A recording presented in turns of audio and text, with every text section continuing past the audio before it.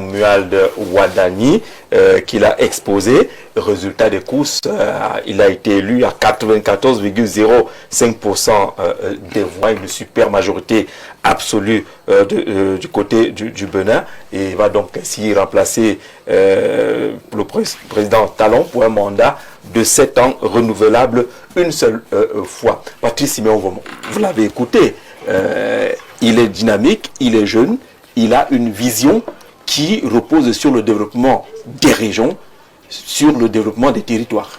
Je voudrais déjà lui dire félicitations. Félicitations. Et l'Afrique a besoin de voir de nouveaux visages. L'Afrique a besoin de rajeunir.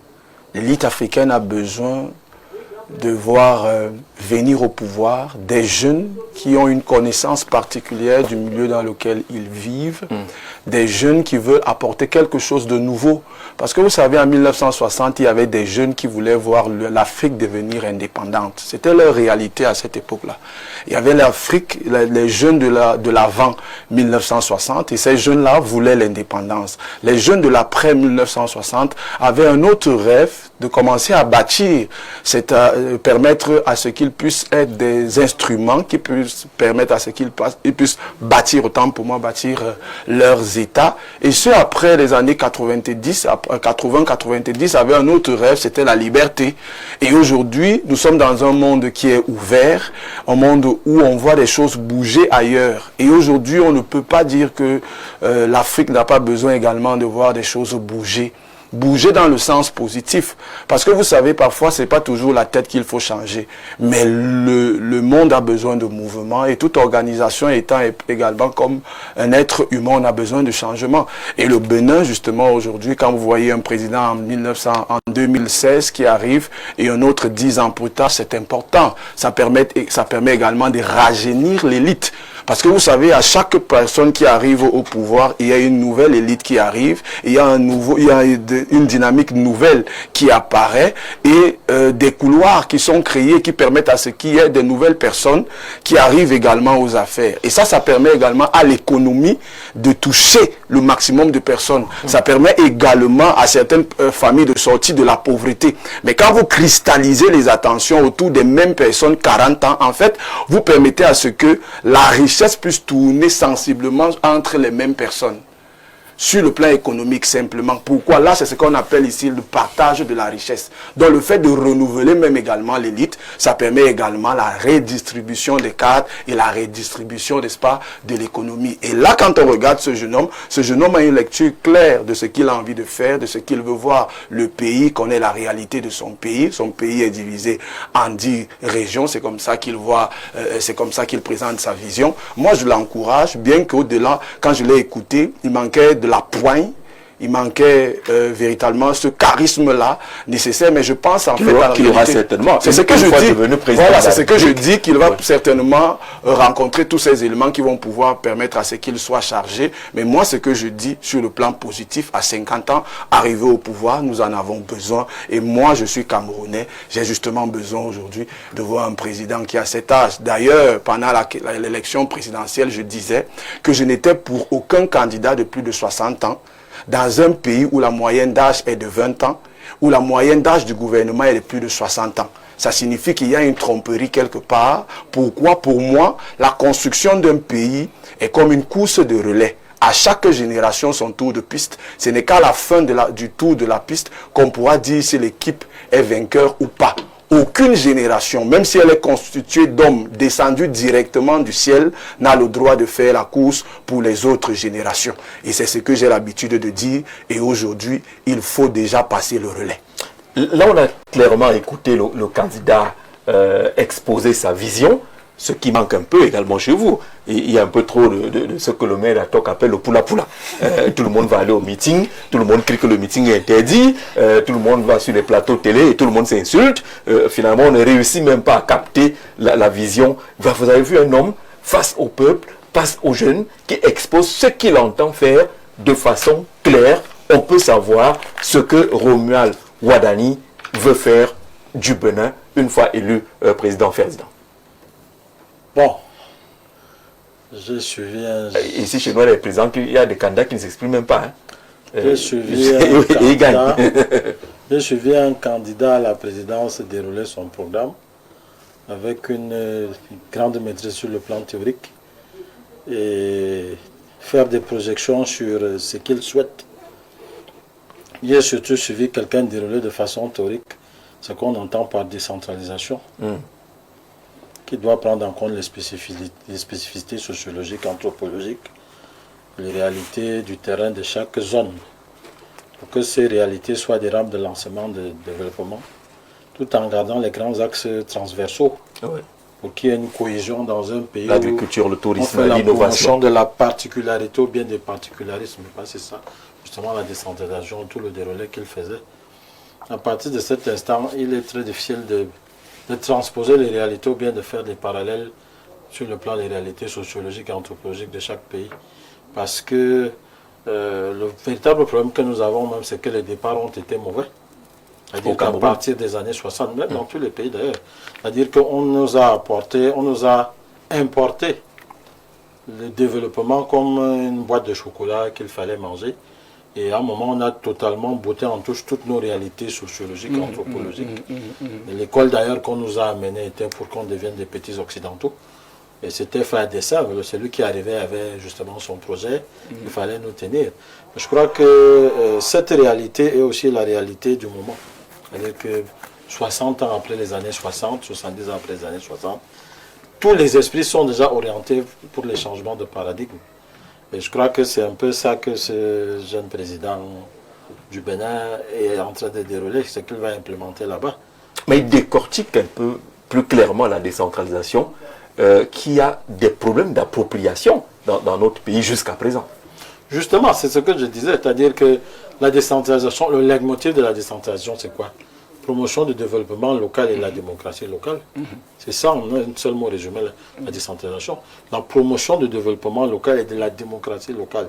Et quand je parle de démocratie ici, ce n'est pas seulement au niveau du choix de l'élite politique ou de l'élite administrative ou de l'élite tout court, mais c'est aussi au niveau des politiques à implémenter, leurs équilibres, leur justice, leur équité sociale, leur égalité sur le plan social. Et c'est justement ça la difficulté, que nous avons donc à implémenter des systèmes comme la décentralisation dans des pays où on a hyper centralisé la gestion de l'État avec des pouvoirs jacobins hérités de nos ancêtres les Gaulois qui avaient un projet clair, faire de nous des petits occidentaux à la peau noire pour que nous soyons des consommateurs de leur société et ce qui allait reproduire ce qu'eux ils sont. Donc il y a vraiment un grand changement de paradigme. Parce que ça commence dans les mentalités, les esprits. Vous avez vu, tantôt il vous a défini un peu comment est-ce qu'il allait découper les régions. Si vous prenez cette réalité au Cameroun, je suis sûr qu'on est à une vingtaine, une quarantaine de régions. Bon, est-ce que sur le plan factuel, sur le plan réel, des budgets et des moyens, on peut tenir sur 40-50 régions? Parce que si vous voulez vraiment promouvoir de façon aiguisée les spécificités sociologiques, et leurs similitudes. Vous êtes sûr que s'il faut éclater en région, vous aurez une quinzaine ou une vingtaine. Du coup, on est obligé donc de faire encore des agglomérations administratives. Mais il y en a qui ont proposé un peu des formules un peu plus réduites. Il y a d'ailleurs quelqu'un qui est connecté sur la page Facebook, Bias Jacques, qui dit que là, il vient d'écouter la vision de Cabral Libye. C'est ce que lui a constaté en écoutant le président élu du côté du Bénin, où il fait dire, on n'a pas fini avec toi, vas-y. Bon, justement, vous savez, le projet de Cabral Libye est difficile. Je ne connais pas les réalités du Bénin, mais les réalités à notre niveau, au niveau du Cameroun, font que le projet de Cabral Libye, tout en étant innovateur, ne peut pas s'implémenter comme ça tout de suite, quoi. C'est-à-dire que il faut qu'il y ait un construit, il faut qu'il y ait un construit, une dynamique qui progressivement va faire intégrer ça et accepter ça dans les mentalités et les esprits.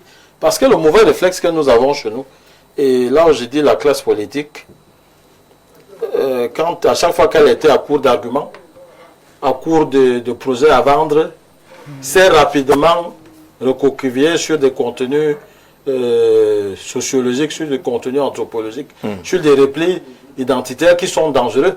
Et ça a intégré les esprits. Du coup, le projet de Cabral ne peut pas s'implémenter aujourd'hui et maintenant.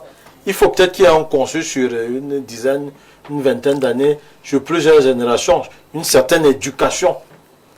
Sinon, vous allez créer des groupes qui vont plutôt encourager les antagonismes communautaires et des compétitions qui ne seront pas saines. Et vous risquez d'avoir beaucoup plus de problèmes qu'aujourd'hui où nous avons déjà du mal à... D'accord. Romuald Ouadani définit la décentralisation. On va développer les 6 régions qui ont été identifiées. C'était des départements qui vont devenir des régions. Et on va s'appuyer sur les richesses et les réalités de ces différentes régions pour porter le développement, en intégrant également des aspects totalement transversaux tels que l'agriculture, le tourisme ou l'innovation qui sera piloté au niveau central, au niveau transversal pour toutes les autres régions. On a l'impression que là au moins on a quelque chose de schématisé quand on parle de décentralisation, le schéma qui est un peu diffus dans la tête des Camerounais aujourd'hui, même ceux qui sont aux affaires au niveau régional. Oui, Jean-Jacques, je l'ai dit tout à l'heure que la démocratie était la gestion de l'économie par le peuple et pour le peuple. Avant on retire l'ancienne définition, non, qui était la gestion du gouvernement, du pouvoir, oui, par le peuple et pour le peuple. Oui, ça c'est une mettre la gestion de l'économie par le peuple et pour le peuple. Et vous venez de suivre un jeune qui n'a que parlé de l'économie. Oui. C'est-à-dire tout son discours, c'était l'économie. Ça veut dire qu'il parlait de la décentralisation. Et la décentralisation, pas la décentralisation élective, mais la décentralisation économique, comment développer les communautés. Mais le parallèle qui a été fait avec le programme de Cabral d'un candidat au Cameroun me semble un peu à côté. Pourquoi? Parce que le programme tel qu'il nous a été présenté était beaucoup plus un programme communautaire et communautariste qui redéfinissait un certain nombre de choses. Ici, nous sommes au cœur de l'économie décentralisée uniquement. Et il a divisé son pays en 4 grands ensembles. Pas en 4 grands ensembles communautaires. En 6. En 6 grands ensembles communautaires, pas en 6 grands ensembles communautaires, mais en 6 grands ensembles de pôles économiques. Non. Communautaire. Il y a d'abord une base communautaire, anthropologique. Oui, anthropologique et communautaire, mais l'accent est mis beaucoup plus au niveau du développement. Pas en fonction des aires géographiques ou des communautés, mais en fonction des atouts, comme il l'a si bien souligné, que chaque région promeut. Et ces atouts peuvent être mis en valeur. Et moi, je dis tout simplement que, qu'on soit vieux ou jeune, on est capable de le faire. Pourquoi? Parce que jeunesse ne rime pas toujours avec sagesse, comme vieillesse ne rime pas toujours avec innovation. C'est une question de génie politique, de volonté politique pour pouvoir permettre... il y a un pays quelque part dans le monde où un jeune a pris le pouvoir. Il a plutôt faire régresser économiquement ce pays. Et la Bible me dit quelque chose. Malheur à la nation dont le roi est un enfant. Nous avons vu ces dernières années. La Bible dit quoi?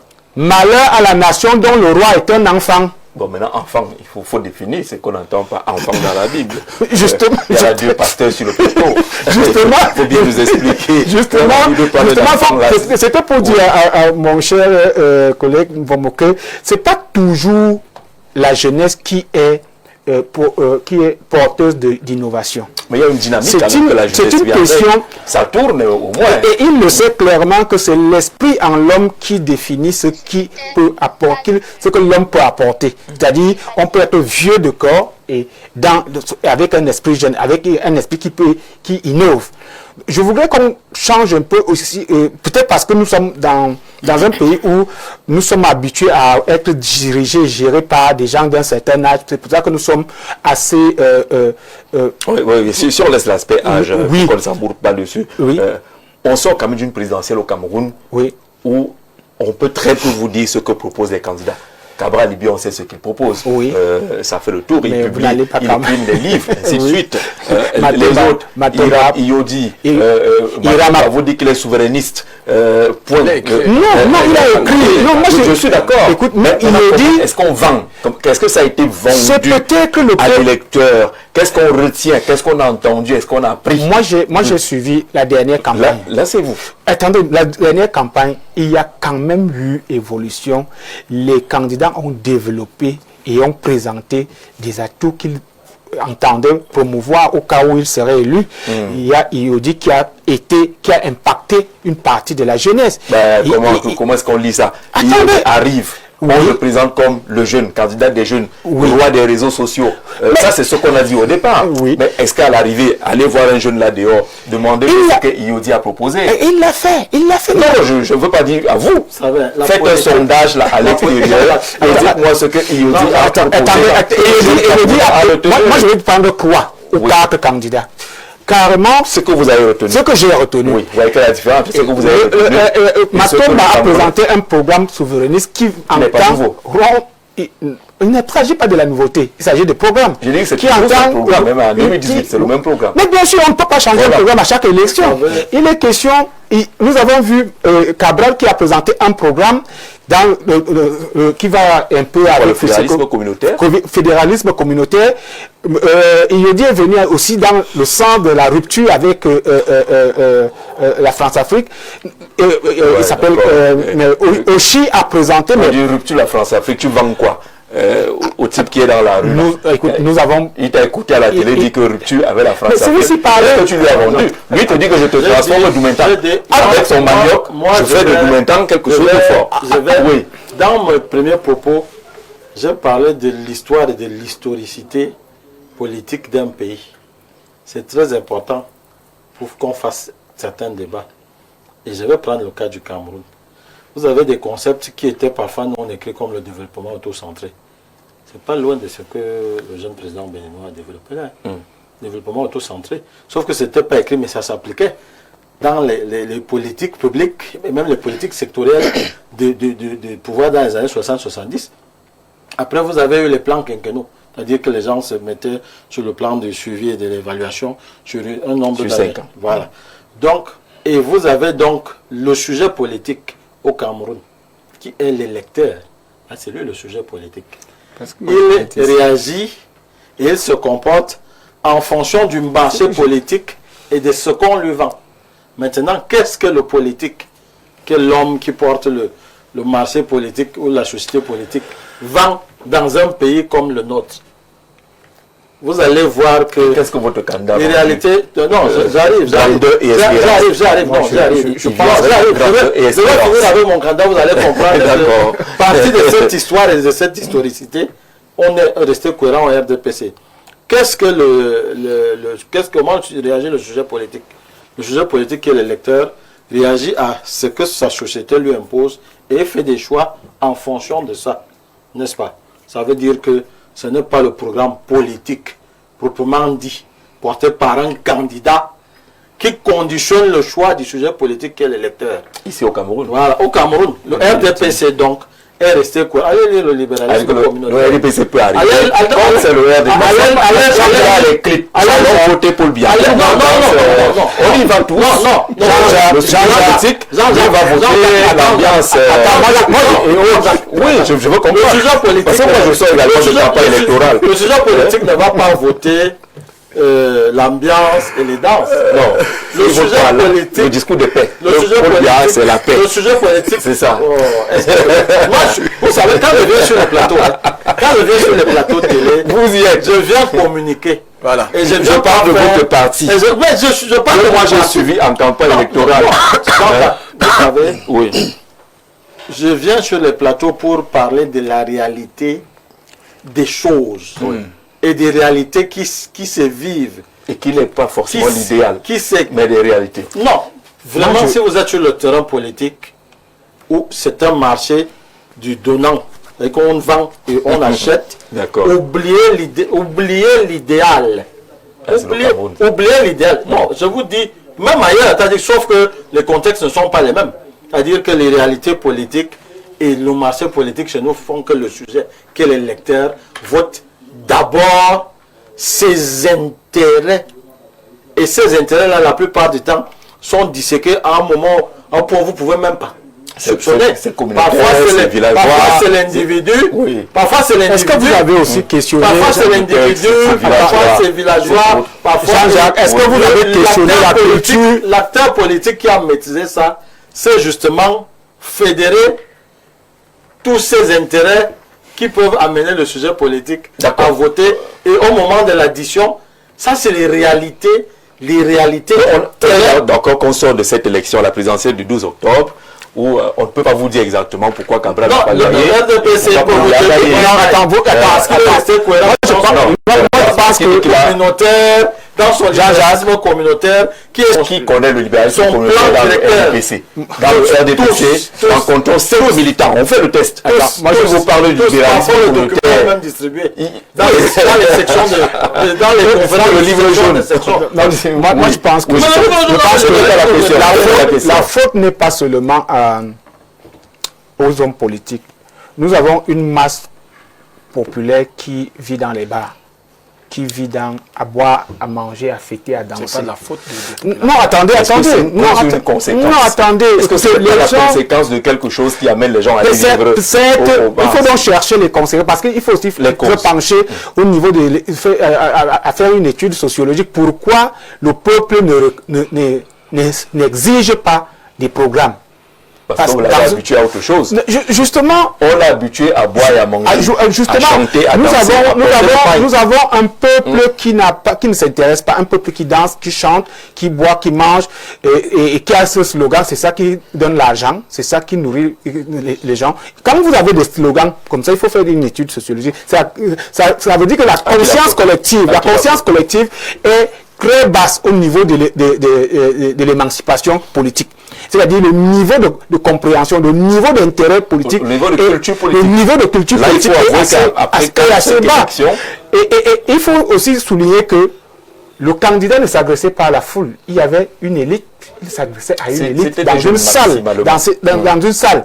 Mais reconnaissons qu'au Cameroun, il y a un travail. Parce que le peuple, si vous n'allez pas me dire que nous sommes à presque 30 millions, on n'a que 3 millions de votants. Non, il faut aussi avouer que le peuple a abandonné la question politique.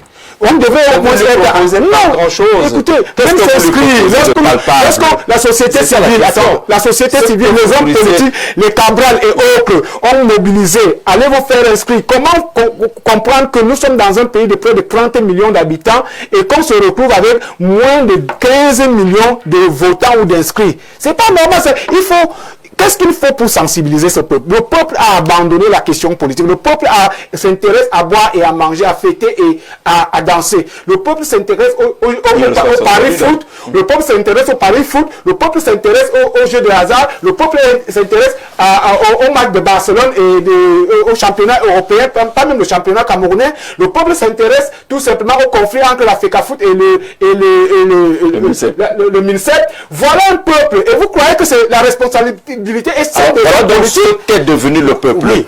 Patrice Siméon Vomor, ce peuple est une conséquence.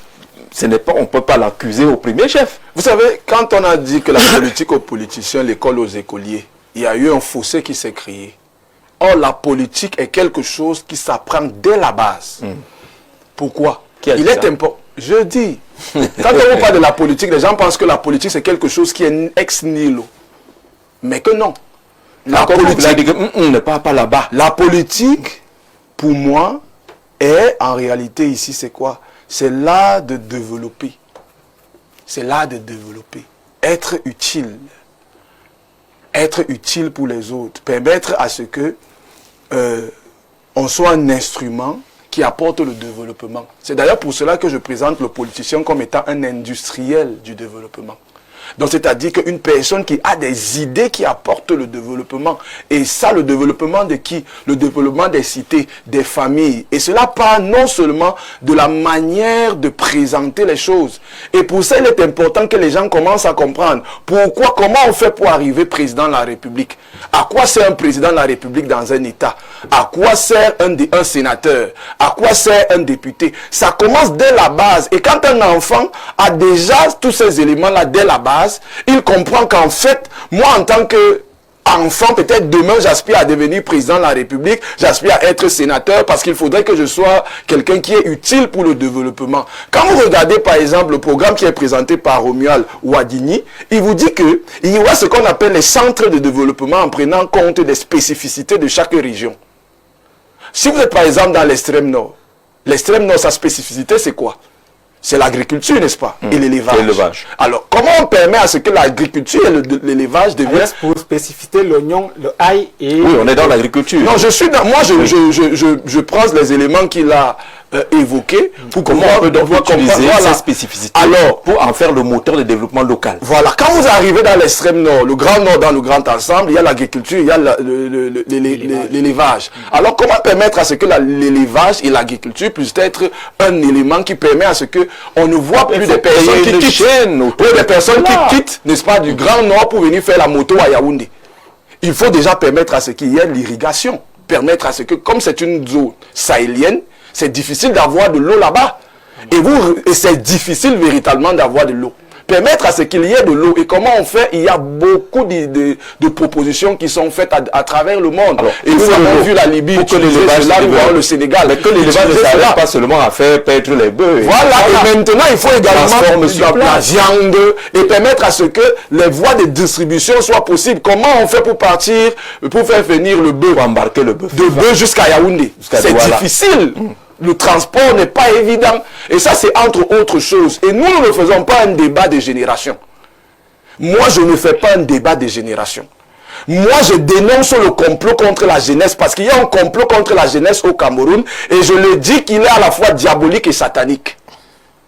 Et quand je le dis à la fois en tant que serviteur de Dieu, je le dis à la fois en tant qu'enfant de la République. Pourquoi? Parce que vous ne pouvez pas nous dire que quand vous arrivez dans un pays, si vous mettez devant la télévision et que vous regardez l'actualité, vous allez voir la plupart des personnes qui parlent du Cameroun, au nom du Cameroun, qui le représentent dans certains endroits, sont des personnes d'un certain âge. Mais si vous arrivez, vous parcourez dehors, vous faites une semaine, il y a des visages que vous n'allez pas rencontrer. Vous allez rencontrer des visages plutôt très jeunes. Ça signifie que notre société a un problème. Et quand on arrive dans une société qui a un problème, nous devons pouvoir toucher du doigt, même si ça fait mal. Pourquoi? Je suis un soutien du président. Mais le gouvernement dit que le peuple camerounais, ça ne vaut pas la peine. C'est la construction. C'est la construction. Les jeux de hasard. Ils préfèrent le pari foot et autres. Jean-Jacques, vous avez vu des gens préférés, on leur a donné du chocolat, Paul Biya. On leur a donné du beurre, Paul Biya. Des mèches, des lingettes, des essuie-tout. On leur a donné même des pagnes. Mais ils sont allés voter pour quelqu'un. Ils ont voté à 47% pour quelqu'un qui leur disait seulement que pouvoir pour le peuple, qui n'avait pas de gadget. Vous ne pouvez pas dire à ce peuple-là que c'est un peuple de parieurs et de joueurs de paris foot. Non. C'est un peuple qui a besoin de changement. Il a besoin de mouvement. Il est même mieux de choisir parmi vos enfants et de les mettre parce que le peuple a besoin de mouvement et de changement. C'est ce que je suis en train de dire. Ce n'est pas une affaire de dire de génération ou de quoi que ce soit. Bonsoir Jean-Jacques et à ton riche panel. Le jeune président béninois inspire véritablement l'espérance et la grandeur. En ce jeune président, les jeunes s'y reconnaissent. Il représente un bon risque d'investissement contrairement à certains pays, notamment en Afrique centrale. Bonne émission, Antoine Vundi de Douala. Merci Antoine.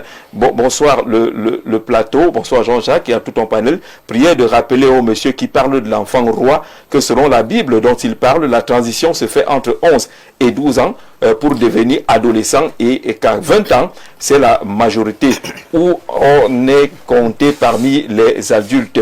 Qu'il arrête donc de traiter Cabral à plus de 40 ans d'enfant. Et même si on allait selon sa logique, les deux premiers présidents de notre République étaient-ils aussi des enfants lorsqu'ils arrivaient aux affaires? C'est Gouet Georges, la paix depuis Brazzaville en République du Congo. Merci à vous là-bas à Brazza d'être avec nous ce soir. Bonsoir, salutations distinguées à vous, monsieur Jean-Jacques, ainsi qu'à votre éminent panel. S'il est légitime de saluer la qualité des propositions du président élu du Bénin, il convient de rappeler que lors des dernières élections présidentielles au Cameroun, plusieurs candidats de l'opposition avaient également présenté des projets de société structurés et pertinents, comme peuvent en témoigner ceux qui en ont fait une lecture attentive. pour qui dispose d'une certaine formation analytique, il apparaît clairement que le Cameroun ne souffre pas d'un déficit d'idées, mais plutôt d'une logique électorale dominée par l'image du candidat, façonnée par la confiance et l'habitude au détriment de l'évaluation objective des programmes. Dès lors, les comparaisons entre pays doivent être nuancées, et d'autant plus que le président élu du Bénin s'inscrit dans la continuité politique de Patrice Talon, dont il apparaît comme héritier. Amir Williamson-Ta, juriste conseil, merci beaucoup pour cette belle lecture. Bonsoir à vous, le plateau. Un homme de Dieu qui lit la Bible avec hier, le roi David et même son successeur, était-il vieux quand il montait au trône? Le Camerounais et l'analyse par le ventre.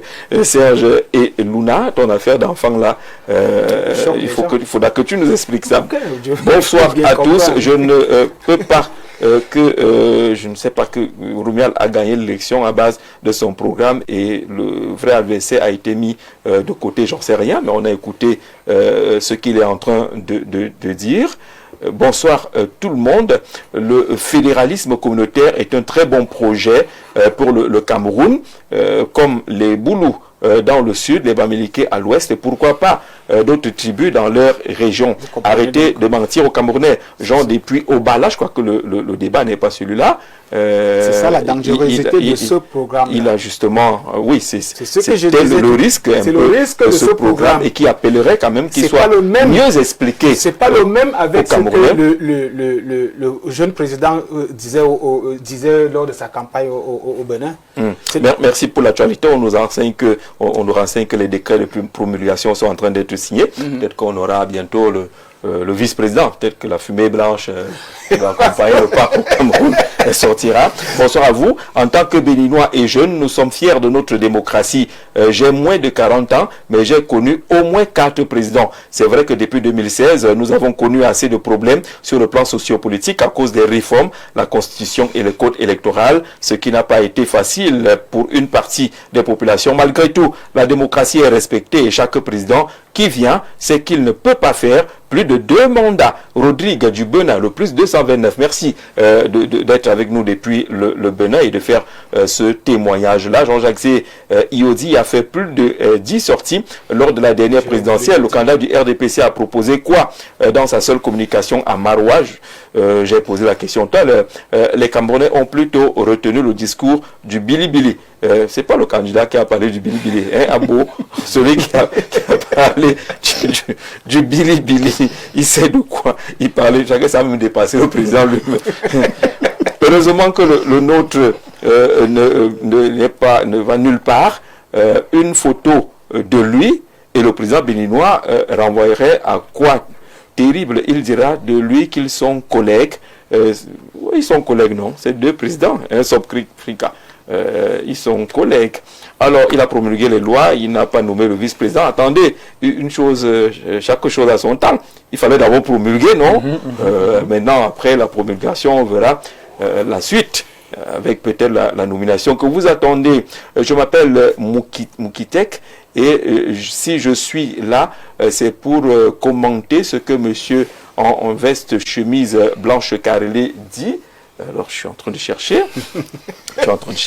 Les jeunes apportent l'innovation, l'énergie et une vision nouvelle, tandis que les plus âgés apportent l'expérience et le recul. Sans les jeunes, il n'y a pas de renouveau ni d'adaptation au monde actuel, technologie, nouvelles idées, changement de mentalité. Sans les anciens, il peut manquer de la sagesse et des leçons tirées du passé. Donc, opposer les deux est une erreur. Les solutions les plus efficaces naissent quand les jeunes et les anciens travaillent ensemble. Sur cette affaire d'enfant-là, il faut que tu nous dises finalement, la Bible, là, souvent, sa façon codée. Je vais dire clairement, je commence avec ce qu'il vient de dire. Justement, je suis d'accord pour ce dosage très juste, c'est-à-dire des jeunes, un mélange de jeunes et d'hommes d'un certain âge pour une gouvernance dynamique. Vous savez, quand les gens parlent de David qui est devenu roi, est-ce que ils savent d'abord qu'il est devenu roi à quel âge, à 17 ans, mais lorsqu'il est un roi. Mais il a passé combien de temps? Lorsqu'on parle de l'âge dans la Bible, je puis vous dire que le sacrificateur devenait roi, devenait sacrificateur. On avait le droit de devenir sacrificateur, donc prêtre à 30 ans. On devient pasteur aujourd'hui au Cameroun à quel âge? On devient prêtre à quel âge? Avant l'âge de 30 ans. Ça veut dire qu'à 30 ans, c'était l'âge de la maturité. Ce n'était pas 11 ans comme ils disent. C'est-à-dire que c'était l'âge où on pouvait déjà dire que tu es prêtre, tu assumes la gestion, le leadership. C'est pour cela que Jésus-Christ commence son ministère à 30 ans. Et il fait 3 ans et demi, il s'en va. Donc il faut arrêter de penser qu'on devenait jeune, on a donné des responsabilités aux gens à 12 ans et autres. C'est pas vrai dans la Bible. L'âge était essentiel et je peux le dire dans le Proverbe, dans l'Ecclésiaste, il est clairement dit que malheur à la nation dont le roi est un enfant. Enfant ici, c'est pas forcément une question de nombre d'années, c'est une question de mentalité. Et c'est cette mentalité que j'ai convoquée tout à l'heure en parlant de la population camerounaise, c'est-à-dire la conscience, et je l'ai souligné en prenant à témoin mon jeune collègue pasteur, que c'est l'esprit en l'homme qui innove, ce n'est pas l'âge physique qui peut apporter une solution ou un changement quelconque.